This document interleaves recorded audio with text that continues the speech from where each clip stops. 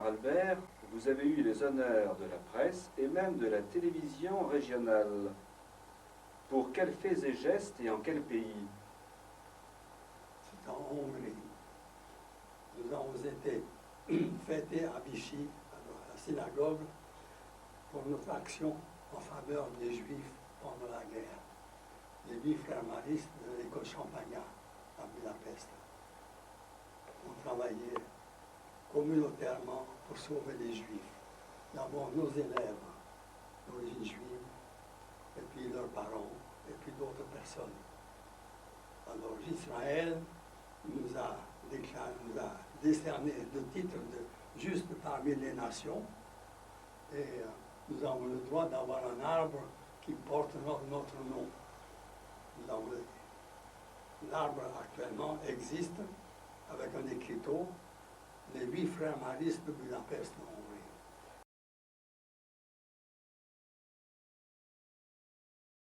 Hongrie. Donc, en Hongrie, pendant la Seconde Guerre mondiale, comment avez-vous été amené à vous occuper des jeunes juifs? Tout a commencé le 19 mars 1944, lorsque les Allemands ont envahi la Hongrie. Jusqu'à ce moment, la Hongrie n'était pas en guerre. Et tout de suite, on a commencé la persécution des Juifs. Ils ont dû porter l'étoile juive, l'étoile de Sion. Et parmi nos élèves chrétiens, catholiques ou protestants, pas mal étaient d'origine juive. En même temps, les Alliés ont bombardé la ville tous les jours, les Anglais et les Américains.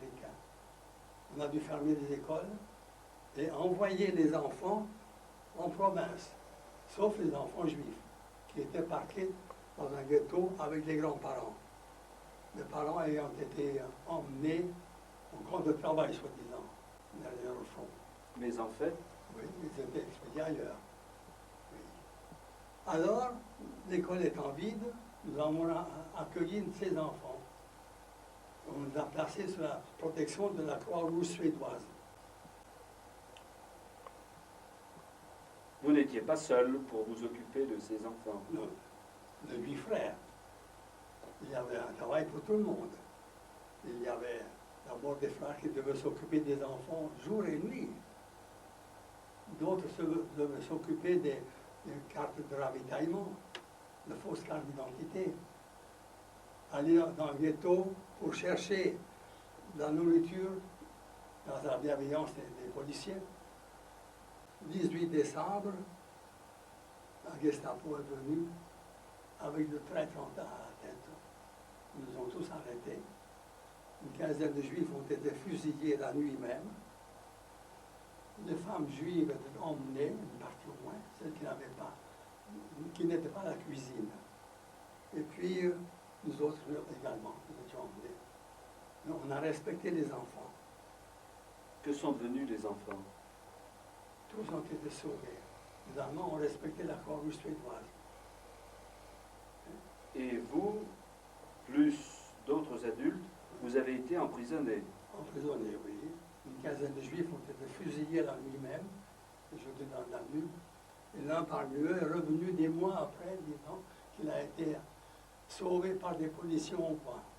Il était blessé seulement. Ils l'ont repêché dans le Danube. Des mois après. Oui. Et les 8 frères alors? Les 8 frères, nous étions en prison jusqu'en 11 février. Ça fait 56 jours de prison seulement, même pendant tout le bombardement de la ville.